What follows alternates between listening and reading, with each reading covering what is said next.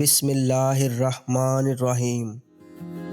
آپ کی یادداشت صبح 8 سے 12 بجے اور رات 9 بجے کے بعد بہتر کام کرتی ہے۔ دوپہر کے کھانے کے بعد یادداشت بہتر طور پر کام نہیں کرتی۔ جب آپ مسلسل 90 منٹ تک کام کریں تو آپ کی دلچسپی کم ہو جاتی ہے اور آپ تھکاوٹ محسوس کرتے ہیں۔ اس لیے کام کے دوران ذہن کو فریش کرنے کے لیے بریک لینا ضروری ہے۔ کیلا ایک خوشگوار پھل ہے۔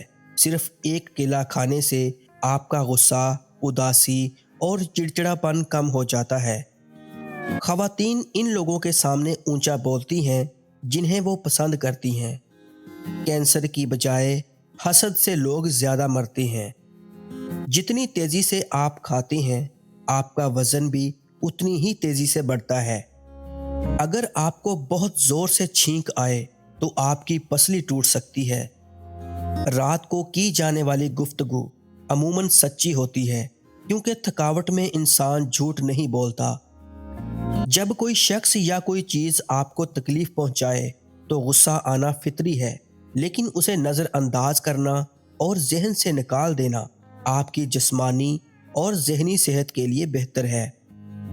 جب آپ کسی کو کسی چیز پر قائل کرنا چاہتے ہوں تو مسلسل کھڑے رہیں۔ زیادہ ہنسنے والے لوگ کم ہنسنے والے لوگوں کے مقابلے میں زیادہ صحت مند ہوتے ہیں۔ غصہ دماغ میں نئے سیلز کی گروتھ کو روکتا ہے، اس لیے جو شخص ہمیشہ غصے میں رہے اس کا دماغ کمزور ہونے لگتا ہے۔ سب سے زیادہ تیزی سے وزن بڑھانے والی چیز آلو کی چپس ہے۔ اگر کوئی شخص کم بات کرتا ہے لیکن جلدی جلدی بولتا ہے تو وہ کچھ چھپا رہا ہے۔ خواتین کے لیے مرد کی سمیل شکل سے زیادہ اہمیت رکھتی ہے۔ اپنے خوف کا سامنا کرنے کے بعد انسان خوشی محسوس کرتا ہے۔ بہت زیادہ غصہ ہارٹ اٹیک یا فالج کا باعث بن سکتا ہے، کیونکہ غصے میں رگوں پر پریشر بڑھ جاتا ہے۔ تکیے کے بغیر سونے سے کمر کا درد کم ہوتا ہے اور ریڑھ کی ہڈی مضبوط رہتی ہے۔ صبح ایک سیب آپ کو چائے کے مقابلے میں زیادہ بیدار کرتا ہے۔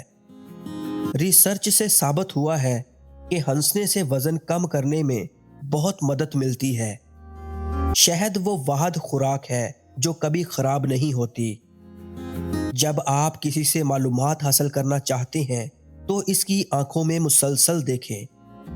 آنسوؤں کو روکنے سے دل کے ساتھ ساتھ دماغ پر بھی دباؤ بڑھتا ہے۔